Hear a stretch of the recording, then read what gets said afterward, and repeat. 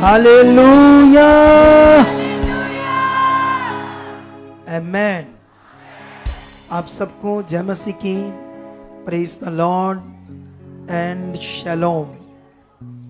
Sukhpal Rana ministry and परमेश्वर की हजूरी में मैं आप सबका स्वागत करता हूँ। और मेरा विश्वास है कि आज का ये दिन, आज की ये मीटिंग आपकी जिंदगी को बहुत ज्यादा बदलेगी।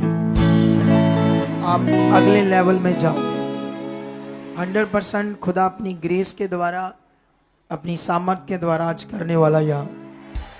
इसलिए हम अलर्ट रहेंगे, चौकस रहेंगे, ताकि हमने जो कुछ गवाहियों को सुना, हमने आराधना की, उसके द्वारा परमेश्वर की ग्रेस आपके ऊपर आई है।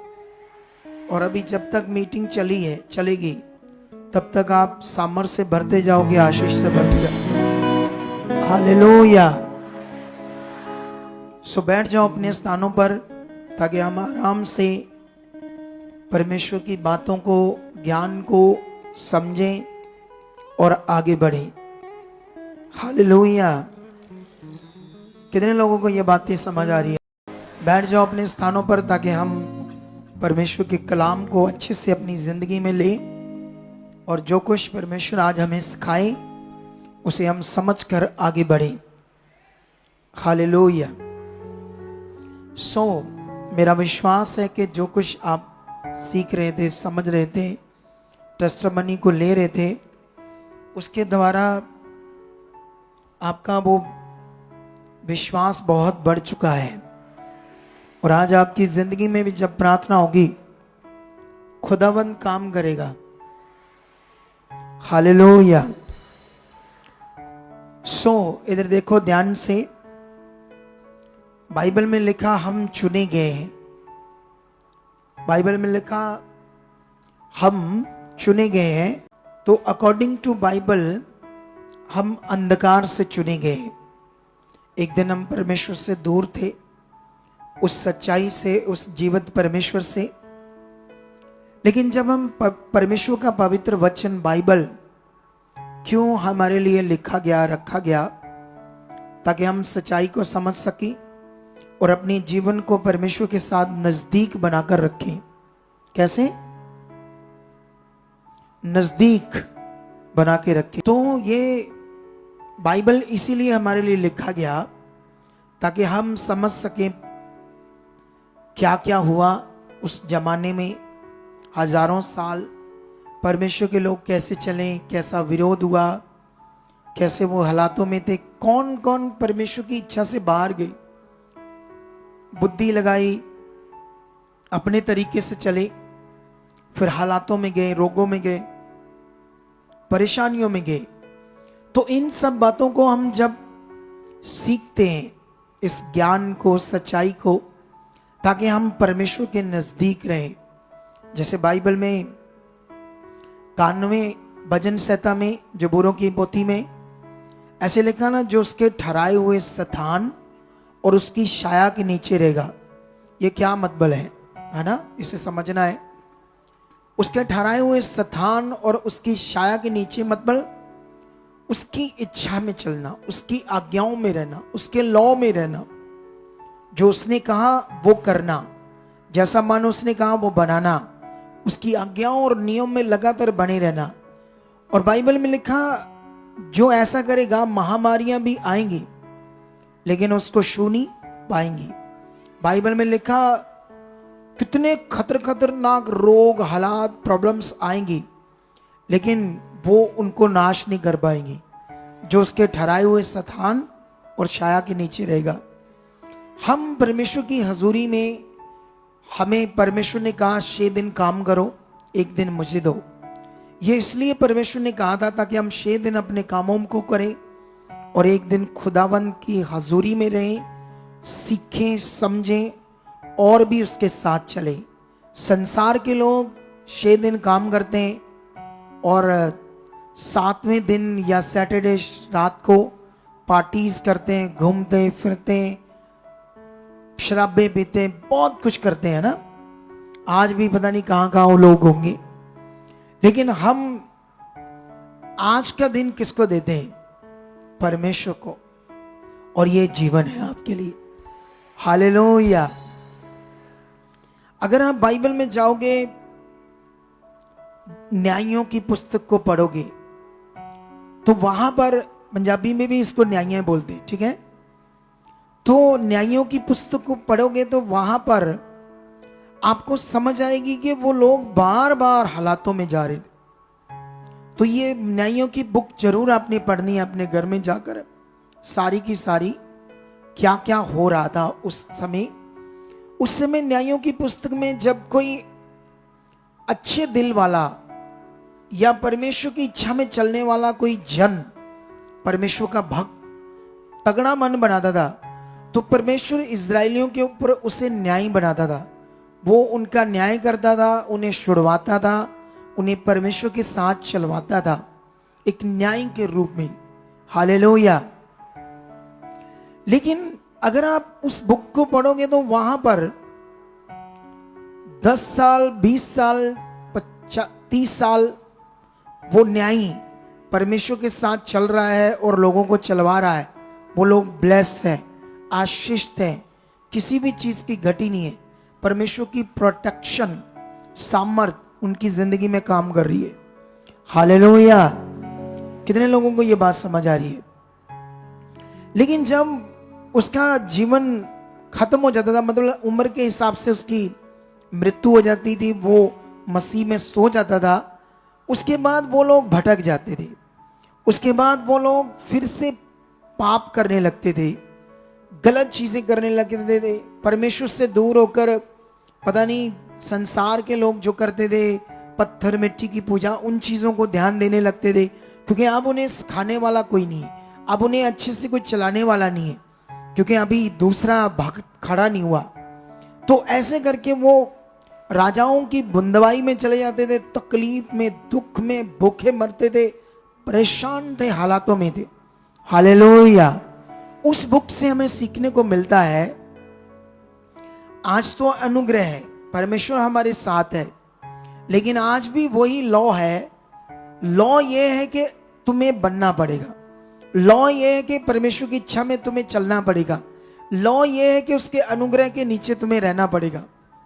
अगर तुम नहीं रहे तो तुम्हें हालातों का सामना करना पड़ेगा, बीमारियों का सामना करना पड़ेगा, कभी कभी बहुत तकलीफ भरे हालातों का भी सामना तुम्हें करना पड़ेगा, अगर तुम परमेश्वर की इच्छा में नहीं रहोगे, लॉ में नहीं रहोगे।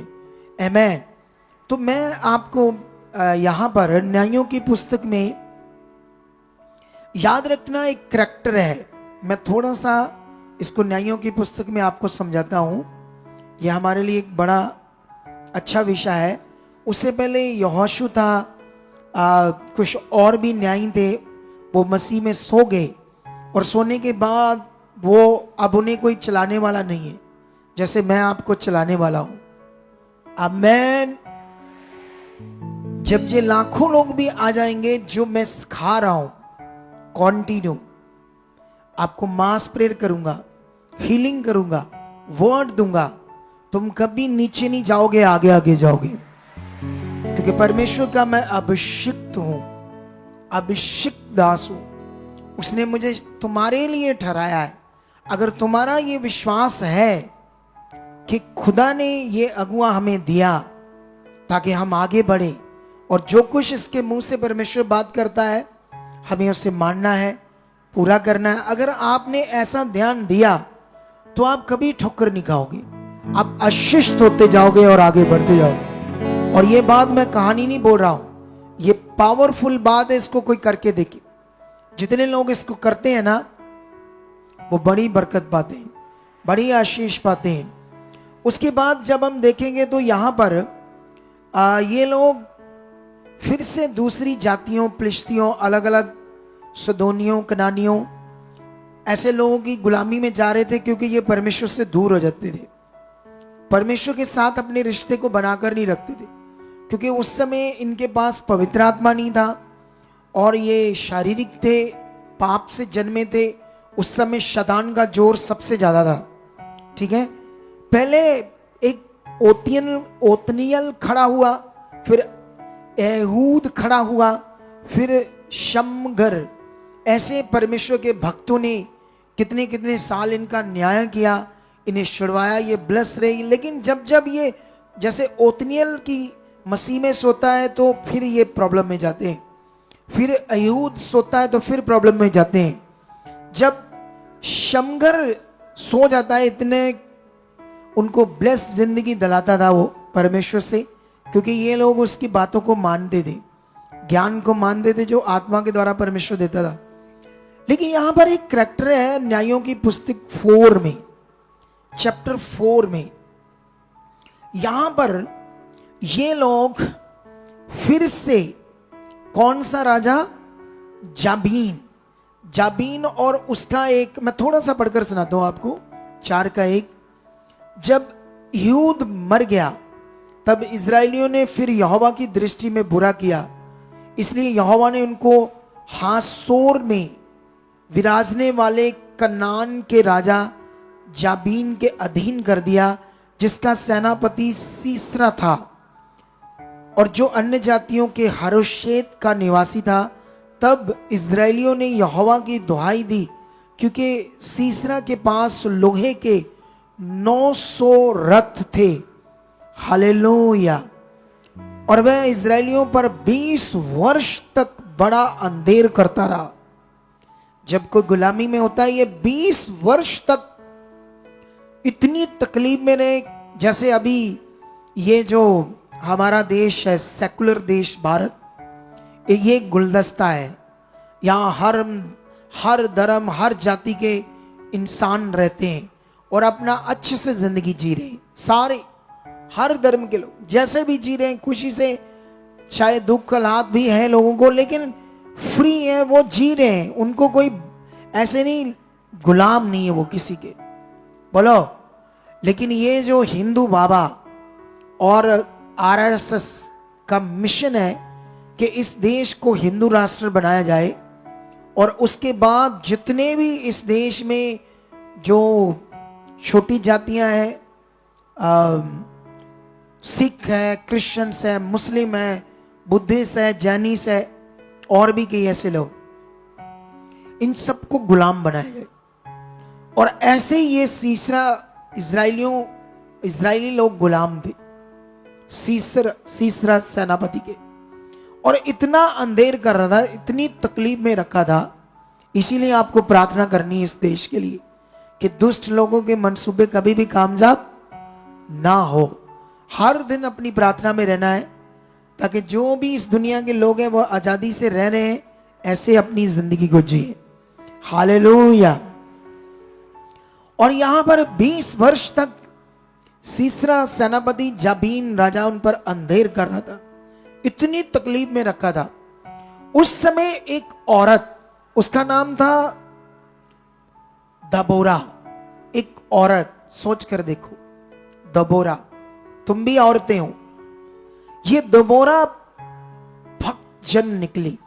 ये दबोरा परमेश्वर की इच्छा में सिद्ध तरीके से चलने लगी। ये दबोरा इजरायलियों का औरत होकर न्याय करने लगी। और एक बात पवित्र आत्मा ने इसे अगुवाई किया कि अब टाइम आ गया है जाबीन और सीसरा सेनापति से आजाद होने का। यहोवा ने उनको हमारे वश में कर दिया है, वो हमसे हार जाएंगे। हालेलुया। लेकिन यहां पर लिखा, उसने एक आदमी को कहा कि परमेश्वर ने मुझे ऐसा वचन दिया है, तो चल उठ खड़ा हो, ठीक है। क्योंकि सीसरा और जाबीन को उस आदमी का नाम था बराक, लेकिन वो डरता था, औरत नहीं डर रही थी। उसने कहा अगर तू मेरे साथ चलेगी तो मैं भी चलूंगा। लेकिन सोच कर देखो इस दबोरा औरत के बारे में। आप भी औरतें हो, डरने की जरूरत नहीं, खुदा तुम्हारे साथ, बड़े से बड़े हालातों में खुदा तुम्हारे साथ खड़ा रहेगा। और ये देखो, इतना बड़ा राजा, इतनी बड़ी सेना इनके सामने से हार गई, खत्म हो गई। क्योंकि परमेश्वर के लोगों के सामने, भक्त जन जो परमेश्वर की इच्छा में चलते हैं, उनके सामने कोई भी चीज खड़ी नहीं रह सकती। हालेलुया। कितने लोगों को ये बात समझ आ रही? इनका करैक्टर, आपका करैक्टर, आपका रिश्ता परमेश्वर के साथ, ये आप लोगों को सीखना है और समझना है। परमेश्वर इतना महान है, इतना दया करने वाला है, उसकी दया इतनी बड़ी है। हम जानते हैं जब आप अब्राहम का करैक्टर पढ़ोगे तो उसको बच्चा नहीं हो रहा था। तो जब बच्चा नहीं हो रहा था तो उसकी जो वाइफ सारा, उसने कहा मेरी दासी से तू मुझे एक बच्चा पैदा करके दे, है ना। जैसे आज हम लोग भी गोद ले लेते ना किसी का बच्चा, लेकिन उस समय कुछ और सिस्टम था और जमाना था। लेकिन उसने कहा मेरी दासी मतलब घर में काम करने वाली, सारा झाड़ू पोछा, बिल्कुल गुलामी में, बिल्कुल दासी, नौकर, नौकर समझते ना, नौकर ऐसे थी। उसने कहा उससे बच्चा पैदा करके दे मुझे, क्योंकि परमेश्वर ने तो उनसे वादा किया था कि तुम्हें एक मैं वंश दूंगा और उससे बहुत जातियां बनेगी। जातियां इन द सेंस वो जैसे हम समझते हैं ये विषय नहीं, जातियां मतलब कुल, कुल ऐसे कुल बनते जाएंगे आगे आगे, है ना। जैसे मान लो मैं हूं, ठीक है, और मैं हूं तो मेरे 3 बेटे हैं, तो ये 3 बेटे शादियां करेंगे और कल को ये पता नहीं सब परमेश्वर का काम करेंगे, कोई यहाँ कहीं वहां, तो ये मेरा कुल अखवाए जाएंगे। सुखपाल राणे के बच्चे देखो वो अमेरिका में ये कर रहा है, वहां ये कर रहा है, आप समझ रहे हो। तो कहने का मतलब ये कुल आगे बढ़ेंगे, इन्हीं से, ये तीनों से और कुल। तो अब्राहम को परमेश्वर ने ऐसे कहा था, लेकिन बीच में ऐसा नहीं कि रोज परमेश्वर उनसे बातें करता था, ऐसा नहीं था वो जमाना। आज तो रोज बातें होती ना, जैसे मैं फील करता हूं मेरी रोज बातें होती है, लेकिन उस समय ऐसा नहीं था, वो ब्लैक टाइम था, काला टाइम था, ठीक है। लेकिन उस समय जो उसकी वाइफ थी सारा, है ना, इतने साल बीत गए तो जैसे धीरज खत्म हो रहा है, तो औरतें कई बार काली पड़ जाती है, कई बार बंदे बड़े काले पड़ जाते हैं, ठीक है। तो वो बुद्धि लगाई और उसने उसकी जो नौकर थी हाजरा, उससे एक बच्चा पैदा हुआ इस्माइल, ठीक है। ये विषय एक बड़ा है आपके लिए, यहां पर ये समझना पड़ेगा हाजरा और इस्माइल के जीवन से एक पॉइंट जो हमारे जीवन के अंदर होना चाहिए, ठीक है। आप जानते हो एक नौकर जिसकी कोई वैल्यू नहीं थी, झाड़ू पोछा बर्तन साफ करनी, सेवा करनी अपने मालिक की, है ना, लेकिन उससे बच्चा हो गया। ये बच्चा होने का मतलब ये भी एक आशीष है, उसको एक इज्जत मिली, उसको एक सम्मान मिला अब्राहम के घराने में। लेकिन जानते उसने क्या किया, वो सारा कुछ चढ़ाने लगी, टिचरे करने लगी, कई तरह की गलत चीजें करने लगी, है ना, क्योंकि उसके पास अब इज्जत आई ना कि मैं अब्राहम की वाइफ हूं और मेरे एक बेटा हुआ है, इसकी पत्नी तो कुछ भी नहीं है, बांझ है ना। ऐसी चीज के कारण ये घमंडी हुई, उसको चढ़ाने लगी, कई चीजें करने लगी शरीर में आकर। आप जानते हो जब आप शरीर में जाओगे तो हमेशा गलत चीज करोगे, जब आप शरीर में जाओगे तो हमेशा आपकी बुद्धि बिल्कुल गड़बड़ काम करने लगी, झगड़ा, क्लेश, गड़बड़ चीजें। ये बहन भी जब शरीर में गई, घमंड आया तो शरीर की चीजें करने लगी, और जिसकी वजह से उसकी पत्नी दुखी होने लगी। और अब सोचने वाली बात है ना, परमेश्वर भी देख रहा है, लेकिन एक टाइम आया फिर परमेश्वर ने सारा को भी ब्लेस किया और उससे बेटा हुआ। हालेलुया। जब बेटा हुआ तब भी ये थोड़ी थोड़ी गड़बड़ कर रही थी। फिर सारा ने अब्राहम से बात की कि इनको निकालो यहां से, ठीक है। अब्राहम को तो ये ठीक नहीं लग रहा था, लेकिन परमेश्वर ने कहा अपनी पत्नी की तू बात मान ले, ठीक है, क्योंकि मैं तेरी जो पत्नी हाजरा है उस पर भी कृपा करूंगा, डोंट वरी, तू इसकी बात मानकर इसको निकालने दे, मैं उसकी भी बात को उसे भी आशीष दूंगा। लेकिन ये टाइम, एक चीज हम थोड़ा सा पढ़ेंगे यहां पर आपके लिए। ये उत्पत्ति का एक चैप्टर पढ़ेंगे। यहां से एक पॉइंट है आपके लिए, सबके लिए। उत्पत्ति की बुक, ठीक है, 21 अध्याय, वहां पर हम 15 से लेकर 18 तक पढ़ेंगे। क्या लिखा यहां पर? लिखा,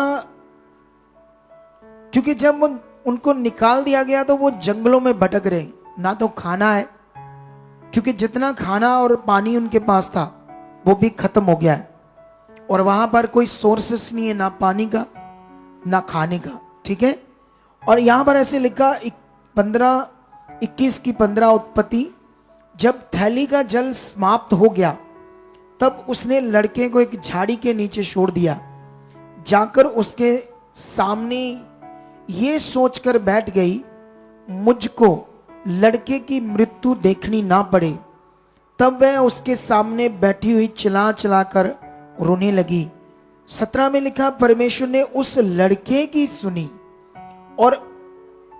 और उसके दूत ने स्वर्ग से हाजरा को पुकार के कहा, हे हाजरा, तुझे क्या हुआ? मत डर, क्योंकि यहां तेरा लड़का है। वहां से उसकी आवाज परमेश्वर को सुन पड़ी है। उठ, अपने लड़के को उठा और अपने हाथ से संभाल, क्योंकि मैंने उसके द्वारा एक बड़े कुल को बनाऊंगा। आमेन, हालेलुया। इधर ध्यान दो, हमारी जिंदगी सिर्फ परमेश्वर के साथ समूह चलेगी। हमारी जिंदगी में सब कुछ अच्छा तब होगा जब हमारी जिंदगी में पहला स्थान, पहला दर्जा परमेश्वर का होगा, उसके वचन का होगा। यहां पर जो मैं पढ़ा रहा हूं इसमें क्या है आपके लिए, सुनो ध्यान से। ये जो मां है शरीर में इतना चले गई, परमेश्वर को ये जानती थी, ये जानती थी परमेश्वर यहोवा कितना ताकतवर है। वो मेरे लिए इंतजाम कर सकता, मुझे बचा सकता, वो पानी, क्योंकि ये सब जानती थी परमेश्वर कितना ताकतवर है। लेकिन ये सिचुएशन में परमेश्वर को पुकार नहीं रही, परमेश्वर की ओर अपना मन नहीं लगा रही, अपनी सिचुएशन पर मन लगाकर रो रही है और परेशान है, चिल्ला रही है, रो रही है कि अब मेरा बेटा मर जाएगा, मैं उस तरफ मैं भी मर जाऊंगी, ऐसी चीज सोच रही है, पूरी तरह से नेगेटिव। लेकिन बाइबल में ये लिखा, उसके बेटे की परमेश्वर ने सुन ली। ऐसा उसने क्या किया? वो अब्राहम इस्माइल से प्यार करता था, उसे हमेशा परमेश्वर के बारे में बताता था, वो कितना ताकतवर है, कैसे वो अपने लोगों को छुड़ाता था, अब्राहम मिस्र से छुड़ाया, ऐसी चीजें वो वचन की बताता था। प्रार्थना कैसे करनी, विश्वास कैसे करनी, इस्माइल के अंदर कुछ चीजें बैठी हुई थी। हालात में जब ये सिचुएशन थी तो तब इस्माइल ने प्रार्थना की। इस्माइल प्रार्थना कर रहा था, एक नौकर पर दया हुई, बुद्धि लगाई, घमंडी बने, हालातों में फंसे, शरीर में गए, परेशान हुए। लेकिन उस समय इसको याद आया अब्राहम ने जो सिखाया था, अब्राहम ने जो समझाया था, अगर उसके अंदर वो वचन खत्म हो जाता जैसे उसकी मां के अंदर खत्म हुआ, तो उसके बाद वहीं जंगल में दोनों मर जाते, सिचुएशन उन्हें खत्म कर देती। इसी तरह आपको यह पकड़ना है कि उसने जब प्रार्थना की सच्चे दिल से, तो उस समय परमेश्वर ने उसके बेटे की सुनी, सिचुएशन को देखा, उसी समय एक कुएं को प्रकट किया उनके पास। उन्होंने पानी को पिया और खुदावंद ने उन्हें ब्लेस किया, उन पर अपनी दया को किया। Hallelujah, hallelujah. कितने लोगों को यह बात समझ आ रही है? शरीर में जाना बड़ा खतरनाक है हमारे लिए, बहुत खतरनाक है। बाइबल में लिखा, शरीर पर मन लगाना मृत्यु है और आत्मा पर मन लगाना जीवन और शांति है। तुम जानते हो, हम जब परमेश्वर में जुड़े हुए हैं तो शैतान लगातार आपकी जिंदगी में काम करने की कोशिश करता रहता है। उसका एक ही हथियार है, तुम्हें शरीर में लेकर जाए। उसका एक ही हथियार है, तुमसे पाप करवाए, व्यभिचार करवाए। व्यभिचार वीडियोस को देखने से भी, मोबाइल से गलत वीडियो देखोगे, 1 मिनट में सामने आ जाएगी, फोन खोलोगे, ये भी एक तरह का व्यभिचार है। किसी को देखो, मन में विचार लाओ, ये भी एक तरह का व्यभिचार है। इसी से कई लोग ऐसी चीजें करते रहते हैं और प्रार्थना में पीछे हैं, वचन में पीछे हैं, संगति में पीछे हैं, विश्वास में पीछे हैं। जो बरकतें, आशीषें ऊंचा करने की बात खुदा कर रहा है, वो इसीलिए हमारी जिंदगी में प्रफुल्लित तरीके से प्रकट नहीं हो रही, क्योंकि हम छोटी छोटी बातों में, शरीर की बातों में फंसे हुए हैं और अच्छे से हमारा रिश्ता खुदा के साथ नहीं है, जिसकी वजह से हम तगड़े रिजल्ट नहीं देख रहे। लेकिन आपको ध्यान देना होगा। आप जानते हो, जब परमेश्वर ने हाबिल की भेंट को ग्रहण किया, और क्यों कैन की भेंट को ग्रहण नहीं किया?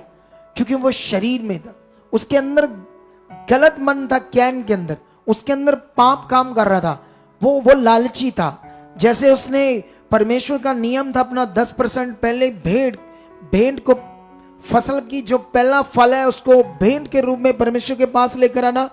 दोनों अपनी अपनी भेंट लेकर आए, लेकिन जो कैन था वो बचा कुचा लेकर आए। जैसे आज उसने अपनी पूरी सैलरी को बोया, है ना, फिर अपना 10% बोएगा हर महीने। लेकिन हम लोगों को भी ये चेक करना है, ये कानून है खुदावंद का तुम्हारी जिंदगियों को ऊपर उठाने के लिए, आशीष देने के लिए। हालेलुया। कितने लोगों को ये बात समझ आ रही है? सुनो ध्यान से। आप जानते हो, जब कैन की भेंट को स्वीकार नहीं किया, आप जानते हो उस जमाने में परमेश्वर कैसे भेंट को स्वीकार करता था? वो वेदी के आगे रख देते थे, वो उठाई जाती थी, गैब हो जाती थी भेंट। मतलब उसी से वो सोचते थे मेरी भेंट ग्रहण हुई। अभी तो ऐसे नहीं है ना, उस समय ऐसे था। लेकिन आज भी बड़े काम कर सकता है। अगर तुम कोई गरीब हो, काम नहीं है, हालात बड़े हैं, तुम्हारे घर में राशन नहीं है, ड्रमी में आटा नहीं है, दालें नहीं है, घी नहीं है, सामान नहीं है, वो रातों रात तुम्हारी रसोई को भर सकता है, तुम्हारे डिब्बों को भर सकता है। वो इतना ताकतवर है। लेकिन सवाल है, तुम इतना ताकतवर उसे मान रहे हो? तुम्हारी जिंदगी में उसकी वैल्यू है? तुम उसे सोचकर ऐसे चल रहे हो, वो मेरा परमेश्वर है, मेरा भरोसा उस पर है? आपको जानना चाहिए, क्योंकि परमेश्वर ने आपको जब चुन लिया, बुला लिया यहां, तो यहां पर अब वो सिस्टम नहीं है बाबा सिस्टम जैसे संसार में, वो वहां जाओ वहां जाओ वहां जाओ। चर्च ऐसे नहीं है। यहां एक अच्छा रिश्ता चाहिए। अगर आप सीख कर बना रहे हो तो आप फलवंत हो जाओगे। आपको एक अच्छा अगुआ चाहिए, आपकी कोई घटी नहीं रहेगी। आप हर हफ्ते गवाहियां को सुनते हो, उन गवाहियों को भी सुनते हो जो अलग अलग जगह पर यीशु में भी जा रहे थे, लेकिन राइट टीचिंग ना होने की वजह से ब्लेसिंग नहीं आ रही थी। उन गवाहियों को भी सुनते हो, पावरफुल। लेकिन बाइबल में लिखा, जो कैन था उसकी भेंट जब स्वीकार नहीं हुई, वो गुस्से से भर गया और परमेश्वर ने उसे कहा, तेरा गुस्सा क्या जायज है? तू क्या ये शरीर की चीजें कर रहा है? अगर तू भला करे, अच्छा मन बनाए, मेरे साथ खरा बने, वफादार बने, क्या तेरी भेंट ग्रहण ना की जाएगी? फिर परमेश्वर ने उसे कहा, देख पाप द्वार पर खड़ा है और तूने उस पर प्रभुता करनी है। उसको ऐसा कहा, अगर तूने उस पर प्रभुता नहीं की, पाप के ऊपर, अगर हमने पाप के ऊपर उसको अपना गुलाम नहीं बनाया, उसको अपने वश में नहीं किया, उसके ऊपर हमने तगड़े नहीं हुए, तो वो हम पर तगड़ा हो जाएगा और हमें अपना गुलाम बनाकर परमेश्वर से दूर करेगा, हमसे ऐसी चीजें कराएगा जिससे आप फंस जाओगे। लेकिन याद रखना, परमेश्वर के वचन में एक आज चैलेंज करता हूं आप लोगों को, वचन से चेतावनी देता हूं। देखो, जो भी आप पाप करोगे, व्यभिचार, गंदी वीडियोस, फ्रेंड्स बनाओगे, ऐसी चीजें करोगे, पाप करोगे, याद रखना कुछ टाइम आपको लगेगा कुछ भी नहीं हो रहा, क्योंकि पाप एक मीठा जहर है। पाप एक बड़ी मीठी चीज है, बड़ा आनंद देता है। पाप जो करते हैं उनको आनंद आता है, इससे उनको मजा आता है। समझ आ रही कि नहीं आ रही? लेकिन बाइबल में लिखा, पाप की मजदूरी मौत है। इसका फल एक दिन आपकी जिंदगी में आ जाएगा। उन लोगों की जिंदगी में जो आज इस मीठी चीज को, पाप को कर रहे हैं और यहां आते हैं और सुनते हैं, लेकिन ध्यान नहीं देते, इधर 2 मिनट के लिए सोचते हैं, फिर गलत चीज करते हैं। लेकिन आपको आगे बढ़ना है, शैतान को मौका नहीं देना है। हालेलुया। अब सोचने वाली बात है यहां पर, ये नौकर थी, अन्य जाति थी। आई आपको समझ आ रही कि नहीं आ रही? ये हाजरा, फिर भी परमेश्वर ने उस पर दया की। लेकिन तुम्हें पता है तुम कौन हो? तुम्हें ये अच्छे से पता है तुम लोग कौन हो मसीह में? चलो 2-3 वचन में पढ़ाता हूं ताकि तुम्हें ये बातें मैं सिखा सकूं तुम मसीह में कौन हो, ताकि तुम इसे अच्छे से अपनी जिंदगी में पूरा कर सको और विश्वास कर सको, जिससे तुम्हारी जिंदगी में खुदा क्या करे? बड़े काम करे। आमेन। हालेलुया। हम यूहन्ना की पुस्तक में जाएंगे, पत्रियों में, ठीक है? वहां पर पहला यूहन्ना पढ़ेंगे आपके लिए। इसमें पहला यूहन्ना वचन चैप्टर 3, पंजाबी में भी इसे पहला यूहन्ना ही बोलते हैं, ठीक है? पत्रियां बोलते हैं इसको। यहां पर मैं आपके लिए वचन पढ़ूंगा 3:1 से। ऐसे लिखा, देखो पिता ने हमसे कैसा प्रेम किया है कि हम परमेश्वर की संतान कहलाए, और हम है भी। इस कारण संसार हमें नहीं जानता, क्योंकि उसने उसे भी नहीं जाना। हे प्रियो, अब हम परमेश्वर की संतान हैं, और अभी तक ये प्रकट नहीं हुआ कि हम क्या कुछ होंगे। इतना जानते हैं कि जब वह प्रकट होगा तो हम उसके समान होंगे, क्योंकि उसको वैसा ही देखेंगे जैसा वह है। और जो कोई उस पर यह आशा रखता है वह अपने आप को वैसा ही पवित्र करता है जैसा वह पवित्र है। हालेलुया। देखो, अगर आपके अंदर वचन है कि यीशु आने वाला है, ये अंत के दिन है, तो अगर आपकी ये आशा है कि वो बादलों पर आएगा मुझे लेने और मुझे उसके साथ जाना है, लाड़िए नी खिंच ले तैयारियां, तेरा लाड़ा आने वाला है। एक दूसरा कैसे है? लाड़ी ने कर लिया तैयारियां, क्योंकि उसका क्या आने वाला है? उसका लाड़ा आने वाला है। ये सब ज्ञान सच्चा है। ये अगर वचन में लिखा था सारे लोग संसार के हमारा विरोध करेंगे, यीशु ने कहा था मेरे नाम के कारण, तो वो हो रहा है। वो विरोध यीशु के नाम के कारण हो रहा है। अपने आप को बड़े बड़े बाबा ज्ञानी लोग यीशु मसीह की खिलाफत कर रहे, जीवित परमेश्वर के विरोध में उसके बनाए हुए छोटे छोटे इंसान कुछ भी नहीं है। बड़े आए परमेश्वर का विरोध करने वाले, खाक बन गए। जो अब खड़े होंगे वो भी मिट्टी में खाक में मिल जाएंगे। परमेश्वर का काम ना कभी रुका है और ना कभी, तो बोलो थोड़ा सा ध्यान दे बंदे को, ना कभी रुका है और ना कभी रुकेगा। हालेलुया। तो अभी इस बात पर हमने ध्यान देना है, यहां पर परमेश्वर की बात वचन से हो रही है कि हम परमेश्वर की क्या है? संतान। लेकिन जब यीशु प्रकट होगा तब हम क्या कुछ होंगे, मतलब हमारा दर्जा क्या होगा, लेवल क्या होगा। और फिर लिखा हम ये जानते हैं कि उसके समान होंगे। अरे वाह, कितनी बड़ी बात है। लेकिन बाइबल में यह लिखा जो उस पर आशा रखता है वो आने वाला है। जैसे वह पवित्र है अपने आप को वह क्या करता है? पवित्र करता है। तो आप एक परमेश्वर की पवित्र संतान हो। आप क्या हो? मैं एक वचन और बढ़ाता हूं आपको गलातियों से, फिर मैं आपको क्लैरिटी दूंगा, क्योंकि तुम्हें यह समझना है। क्योंकि अभी क्रिश्चियनिटी के अंदर हमारे जो लोग हैं बेचारे बहुत सारे भी परेशान हैं, क्योंकि उनके पास ना व्यवस्था है, उनके पास रियल अधिकार का जीवन वो यूज नहीं करते बेचारे परमेश्वर के लोग।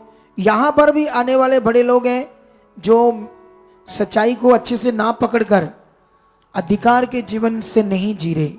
मैं तो सिखा रहा हूं, लेकिन मन उनका है, पकड़ना, ध्यान देना। ये किनका मन है? उनका है। अगर उन्होंने नहीं पकड़ा तो प्रॉब्लम तो उनकी है ना। हालेलुया। ये वचन मैं पढ़ूंगा आपके लिए। गलातियों की पुस्तक 4:4 से क्या लिखा? परंतु जब समय पूरा हुआ तो परमेश्वर ने अपने पुत्र को भेजा जो स्त्री से जन्मा और व्यवस्था के अधीन उत्पन्न हुआ, ताकि व्यवस्था के अधीनों को मोल लेकर छुड़ा ले और हमको लिपालिक होने का पद मिले। ये जो यहां पर लिखा है ना, हमको लिपालिक होने का पद मिले, ये लिपालिक शब्द हिंदी में बोलता है गोद लेना, हिंदी का शब्द ये होता है। लेकिन जब इसको ओरिजिनल टेक्स्ट में पढ़ते हैं तो ये शब्द गोद लेने का नहीं था, बेटा बनाने का नियम, बेटा बनाने का आत्मा, अपनी संतान, रियल संतान बनाने का नियम था। ये लिपालिक शब्द तो हिंदी पंजाबी में आया, लेकिन ओरिजिनली जो ये शब्द था ये आपको अपनी ओरिजिनली अपनी पवित्र संतान बनाने का कानून था, जिसको यीशु मसीह ने आकर क्या करना था? पूरा करना था। और ऐसे लिखा कि यीशु मसीह समय के पूरे होने के अनुसार परमेश्वर ने अपने पुत्र को भेजा जो स्त्री से जन्मा, व्यवस्था के अधीन उत्पन्न हुआ, ताकि व्यवस्था के अधीनों को मोल लेकर पूरा करके हमें व्यवस्था से भी छुड़ाए, पाप से भी छुड़ाए और परमेश्वर की संतान बनाए। और 6 में लिखा, और तुम जो अब पुत्र हो, इसलिए परमेश्वर ने अपने पुत्र के आत्मा को जो हे अब्बा, हे पिता कहकर पुकारता है, हमारे हृदयों में भेजा है। इसलिए तू अब दास नहीं, ये वो दास नहीं जो मैं अपने आप को कहता हूं, अपने आप को मैं कहता हूं ना मैं परमेश्वर का दास हूं, ये शब्द वो नहीं है। ये शब्द है नौकर, गुलाम। हालेलुया बोलो। तुम पाप की गुलामी में थे, तुम शरीर की गुलामी में थे, तुम्हें पता नहीं था तुम कौन हो पृथ्वी के ऊपर। तुम ढूंढ रहे थे पत्थर मिट्टी के बीच में जीवन को, तुम ढूंढ रहे थे इधर उधर संसार में कहां से मेरा भला होगा, क्योंकि तुम्हें परमेश्वर का पता नहीं था, सर्वशक्तिमान की नॉलेज नहीं थी। अगर तुम्हें नॉलेज आ चुकी है, अगर तुम्हें समझ आ चुकी, तो तगड़ा मन बनाओ। तुश करो यार, तुम लोग साथ ही नहीं दे रहे। मैं कितनी बार बोल दिया, मुझे बूस्ट करो मेरी बात को। क्या कर रहे हो आप लोग? इधर देखो ध्यान से, आप लोग मेरी बात को सुनो, इधर देखो ध्यान से। तो आप लोगों ने ये बात को सीखना है। क्या करना है आप लोगों ने? आप लोगों ने मेरी इस वर्ड को पकड़ना है, सीखना है। हालेलुया, ऊंचा बोलो हालेलुया। आपको समझ आ रही है या नहीं आ रही? अरे यहां पर परमेश्वर का वचन कहता, अब तुम नौकर नहीं, गुलाम नहीं, परंतु पुत्र हो। और जब पुत्र हो, पुत्र हुए, तो परमेश्वर के द्वारा वारिस भी हो। हालेलुया। इस वचन को तुमने समझना है आज, क्योंकि अभी ये पुत्र का जीवन का मतलब अधिकार का जीवन। संसार इस ज्ञान को नहीं जानता, क्रिश्चियनिटी के अंदर भी इसको बहुत अच्छे से प्रीच नहीं किया जाता। इसीलिए लोगों को, बेचारों को तेल, कपड़ा, ऐसी चीज भी रखनी पड़ती है, ताकि उससे कभी हालात आए, मुश्किल आए तो वो यूज करे और वो चंगाई हो जाए, या ऐसा कुछ वो सोचकर मटेरियल, कपड़ा, तेल, ऐसे पानी, ऐसी चीज रखते हैं सोच करके हमारा भला हो, क्योंकि उन्हें पुत्र के अधिकार की नॉलेज नहीं है। आप जानते हो, जब यीशु मसीह यहूदियों के बीच में पैदा हुआ, तो यहूदी लोगों का जो ज्ञान था, उसमें कभी भी परमेश्वर के जो लोग हैं वो अपने आप को ऐसे नहीं बोल सकते थे कि हम परमेश्वर के पुत्र हैं, बेटा है या बेटी है। व्यवस्था के अनुसार ऐसा नियम नहीं था, ऐसे नहीं बोल सकते थे। लेकिन यीशु मसीह ने उनके बीच में आकर कहा, मैं परमेश्वर का क्या हूं? पुत्र हूं।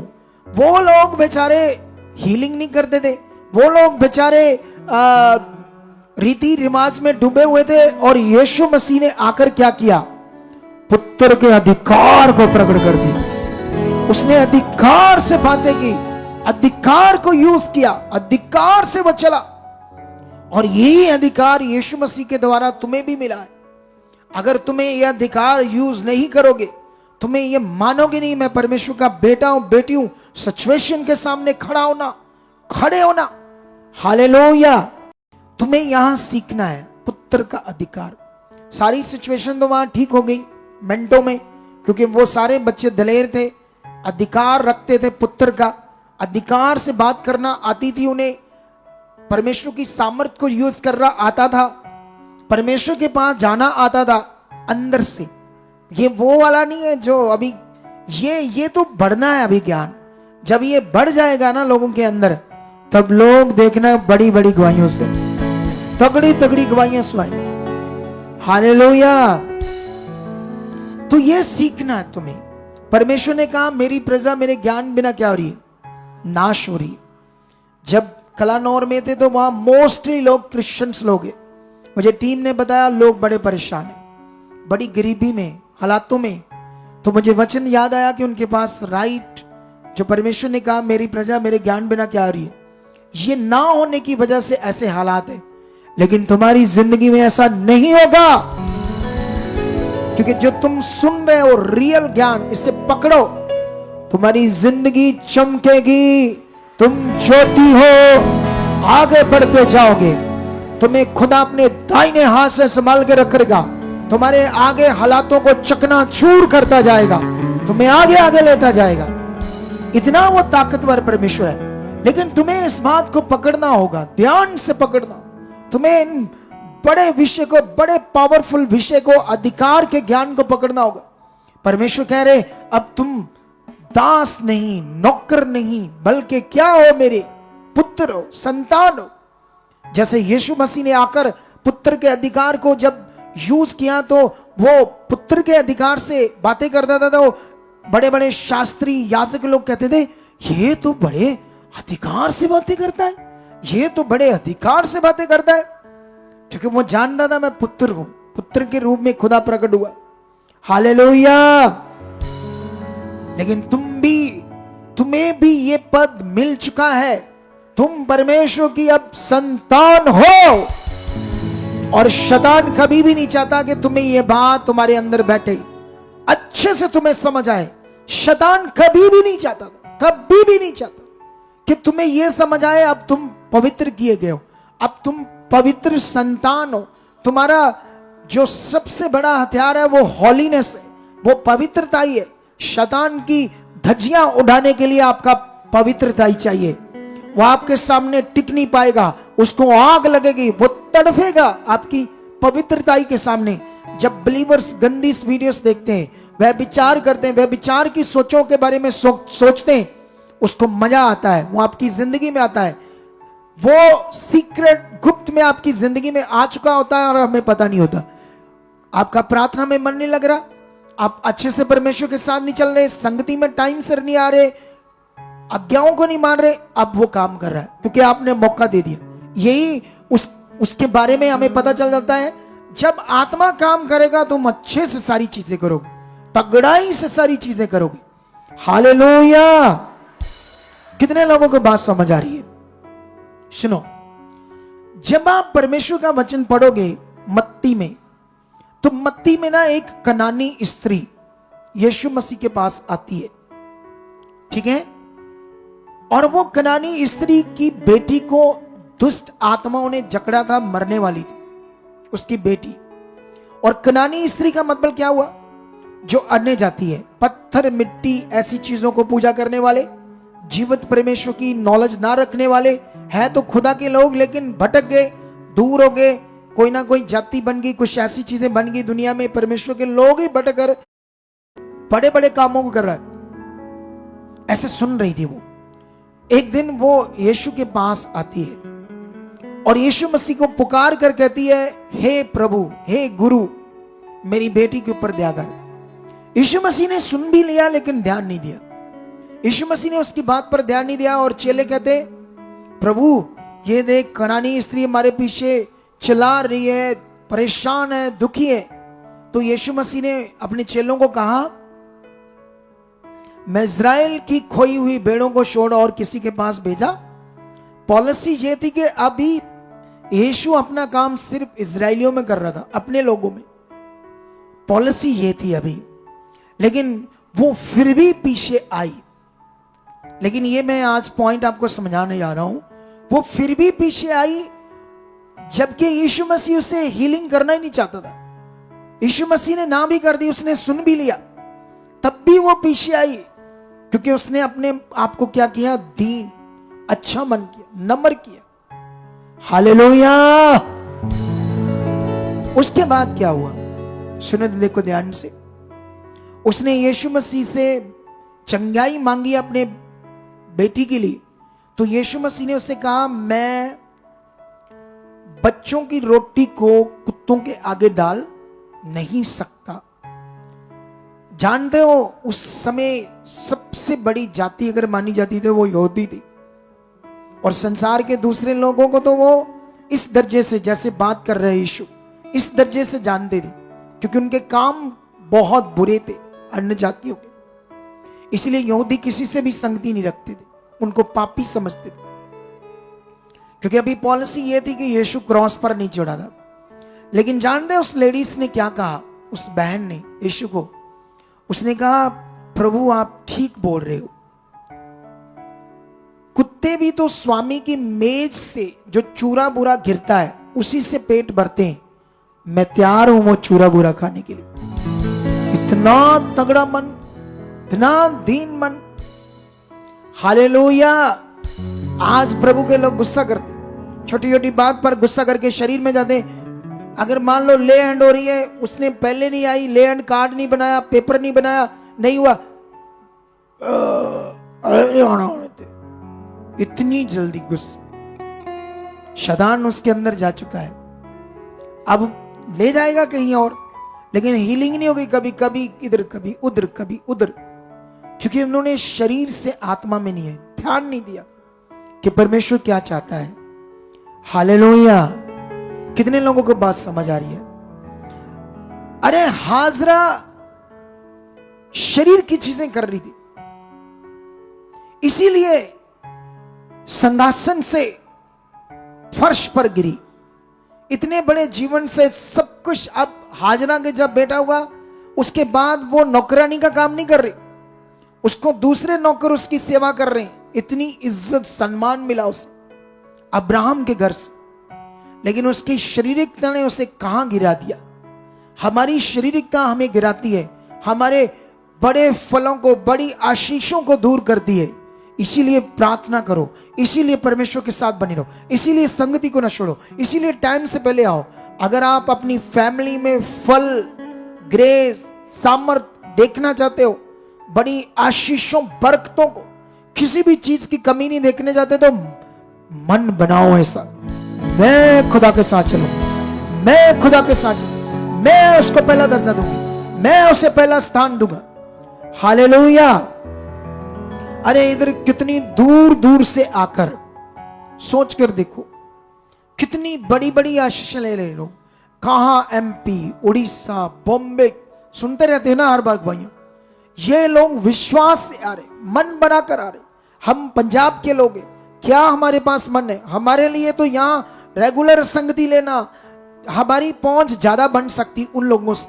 हम उनसे बड़ी गवाहियां ले सकते, हम उनसे बड़ी ज्यादा आशीष ले सकते हैं, क्योंकि जितनी आशीष चाहिए उतना मन चाहिए, उतना ध्यान चाहिए, उतना फोकस चाहिए।